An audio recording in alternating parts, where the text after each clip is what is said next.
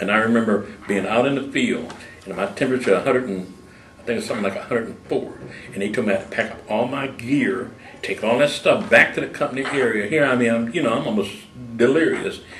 Take all this stuff, turn it in, and then go to the hospital. And then somebody chewed me out because I had a rifle, and I was going in a building, and the boat, the weapon wasn't cleared. I remember all that. So, I'll be glad when this is over. So I stayed in the hospital, I think, 3 weeks. Now, I tell you who was also in the hospital with me. You remember Glenn Ford? He was in the hospital with me, and he used to cry every night. And we were going to throw him out the window. And once you left the hospital, did you go back to your... No, I had to go back to another platoon because, see, they had moved on in their training, so I went to another platoon. In that platoon, I didn't know anybody there. Did they recycle you? Yes. You recycled the whole 8 weeks? Right. No. For the first, until they caught up to where I just was the barracks orderly every day. Oh. Right. And then once they called me and trained, then I, continued with my training. Training. And then you went on up to Fort Dix and you got ready to... Right. Then I went to, got on the ship and... you remember the name of the ship? Derby. The Derby. Yeah. Yeah, the Derby. What kind of a ship was it? It was just a troop transport. Transport. How about the living conditions aboard? It's about what you'd expect for a troop transport. They tell you, hey, don't get on the bottom bunk. You'll see people getting seasick, throw up on you. And they also told me, one of the sailors told me, drink as little fluids as possible. I guess that would kind of stabilize your system. So I didn't drink a lot of fluids. But I didn't have too bad a problem getting seasick. How are the weather conditions going across? Very bad, because we went across in April, and I think it's the worst time of year to cross. And it being kind of a small ship, and that ship, you go to, in that storm, the bow would almost like go underwater, and she, come up. So it was, just a different experience. And you didn't get seasick? No, I didn't. Did not? No. Okay. And you were born, and you going from there to Bremerhaven, how long did it take you? I took 10 days. 10 days? Oh, yeah. Okay. Yeah, 10 days. And once arriving in Bremerhaven, what happened to you? Then they told us we were going to go to an air base in France, Toulouse Air Base. I was in what they call a Scarwolf outfit, which meant special category of the Army with the Air Force. I trained in the Army, but we were transferred into the Air Force, became under Air Force Command. So we had a detachment of Army on this Air Force base, which was, not very militaristic. They didn't even have a gate around the compound. You just do as you please. I had really a good time. Being transferred from Bremerhaven down to Thule Air Force Base, how did you travel? Train. By train? By train. How are the conditions on the train? The train conditions were very good, and they had a train in France that brand they call it the Rapide. It looked like a streetcar here, and that thing could really move fast. But then they had the regular trains. But periodically, that's I think we took down. It was that train, that fast train. And how were you greeted once you got to Thule with the Air Force? How did they treat you? Fine. See, when I first got there, we had to build that base. We slept in what they call a winterized squad tent. I don't know if you're familiar with that or not. It's like a prefab. You put it up, and it looks like, and they got a big pot-belly stove in the middle. So that's what we slept in initially. Then during that 18-month period that I was there, the French built the base. They built billets, like apartment complexes, and that's what we eventually moved into. How many men to a room? We didn't have rooms. We were like in a big open area. Oh, okay. Basically like a barracks. Only it was an apartment, like an apartment building, because it was made out of mortar. How did you like working? How did you like working with the Air Force there at Thule? We didn't work directly with the Air Force. We had our mission was we build so they could fly. We were building the roads while we were there. So they sent me to Germany, to Rhein, Germany, to diesel mechanic school. So I went to Rhein. I stayed there, I think it was 8 weeks to become a diesel mechanic.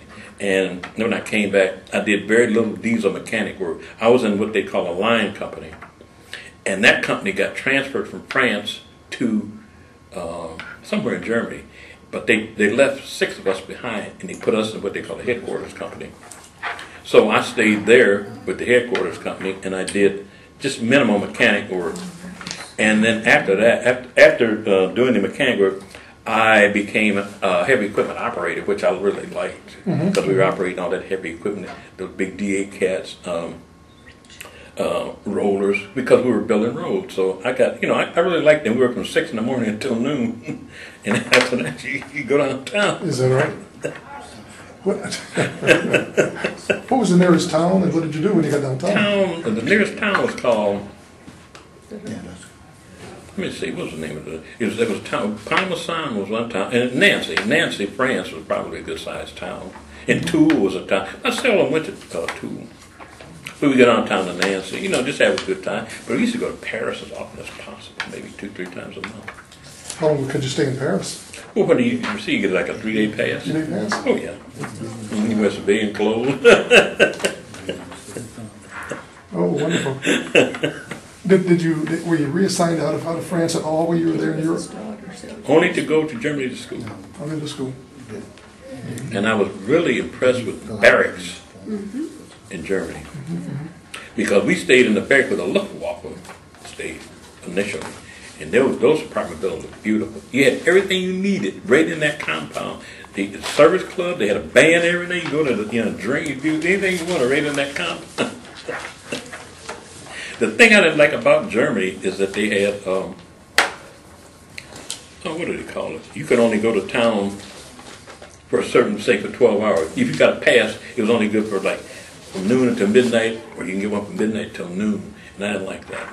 What did you have to wear the uniform when you went to town? Well, initially when I went to Germany, you had to wear a uniform, but in France you didn't have to. Didn't have you pretty. So that's why I didn't particularly care for Germany that much. The German people were very precise in things that they did. If the streetcar was going to be here at 4 o'clock, it was on that corner at 4, and he's leaving. Then he's not going to sit around and wait for it.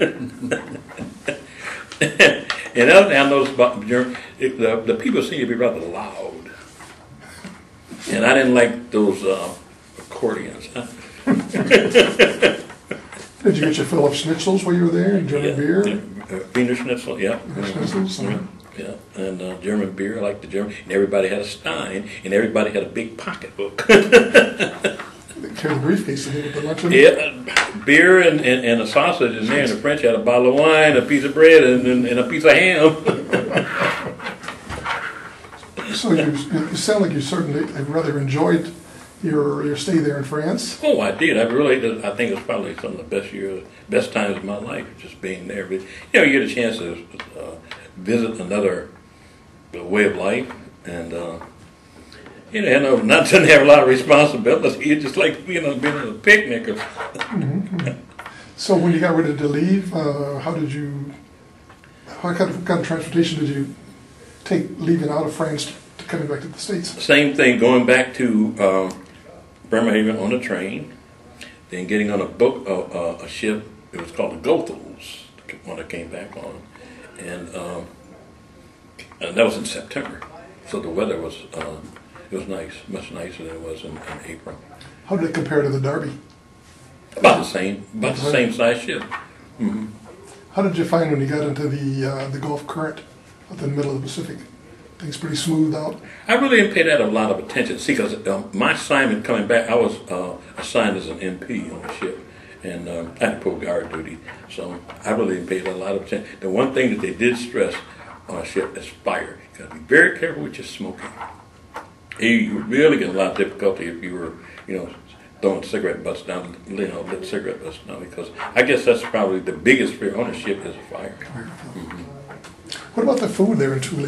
Did you find the rations pretty good? We didn't eat ration. We had French cooks that come in, get what you want to eat. Sure.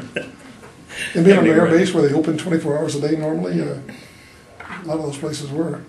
I don't really know.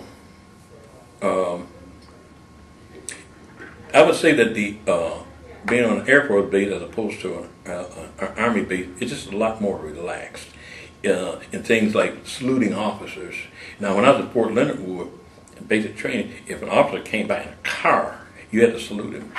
Now, if you didn't, I've seen, officers get out and stop and chew guys out. But in